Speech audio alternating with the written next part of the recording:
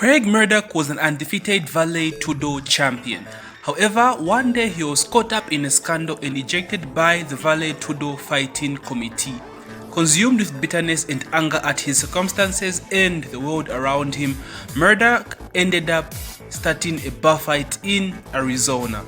A mediator stepped in to try and de-escalate the fight, but Marduk ended up killing the man. This man Marduk killed was none other than Armor King, a professional wrestler who wore a black jaguar mask in the ring.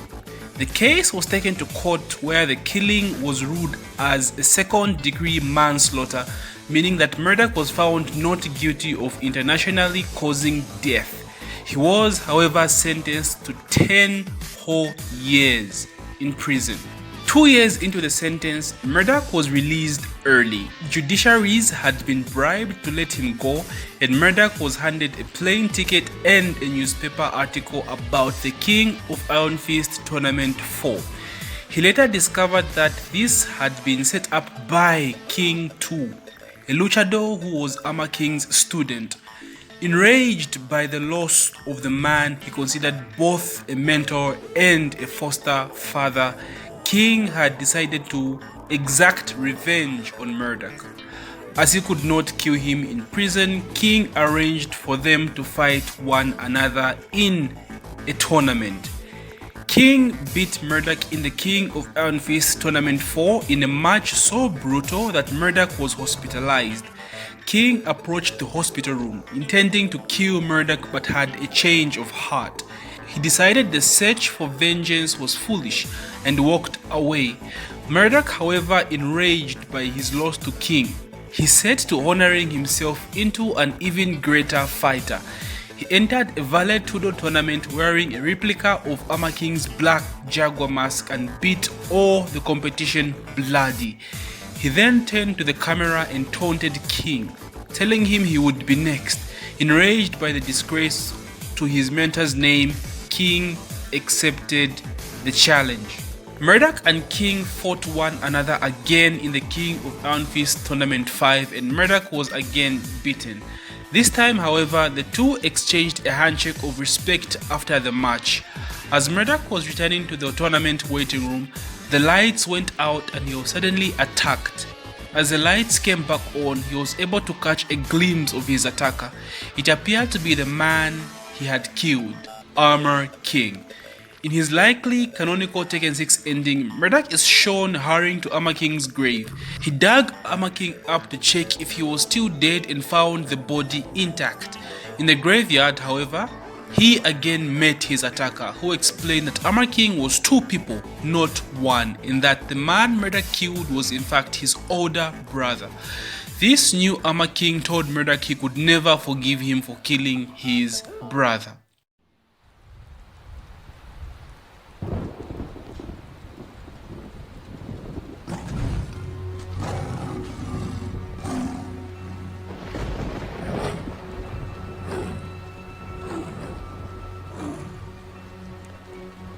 Don't lie to me. I killed him with my own hands. What the?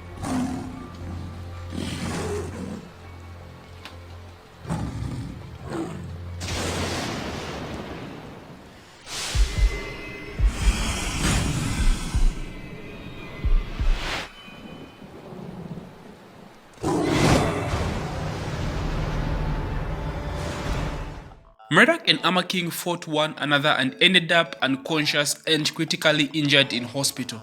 Marduk awoke in hospital covered in strange injection marks. He did not feel any adverse effects, however, and immediately sought out Armor King to finish him.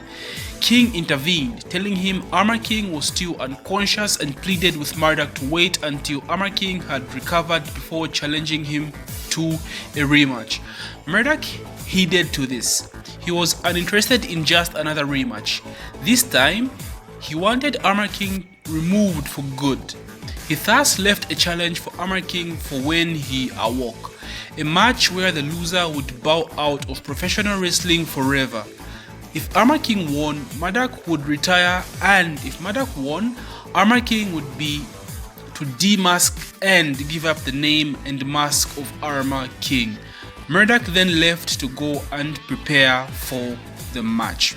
This is the full story of Marduk explained from Tekken 4 up to Tekken 7. Canonically speaking, Tekken Tag and Tekken 5 did not add much to Marduk's storyline.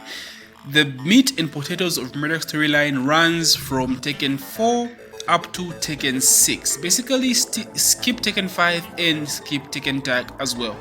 Marduk has arguably one of the best storylines in the game, right? The Armor King whole murder thing and his brother showing up for revenge is one of the most well-written storylines in Tekken currently right now.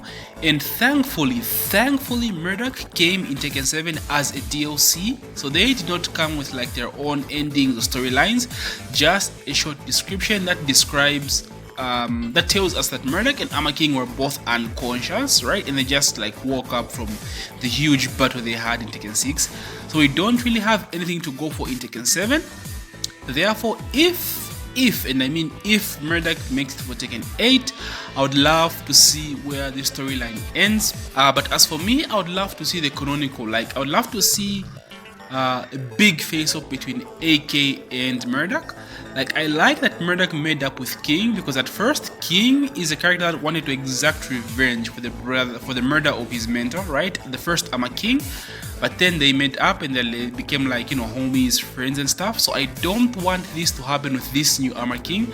I want them to like murder each other, bro. Like, I want a big, huge fight. Anyway, so that's just my thoughts, and I hope that's where the story goes. This is the entire Marduk storyline explained. If you enjoyed my video, please make sure you check out my playlist and other story explained videos, including AD Godo and Raven.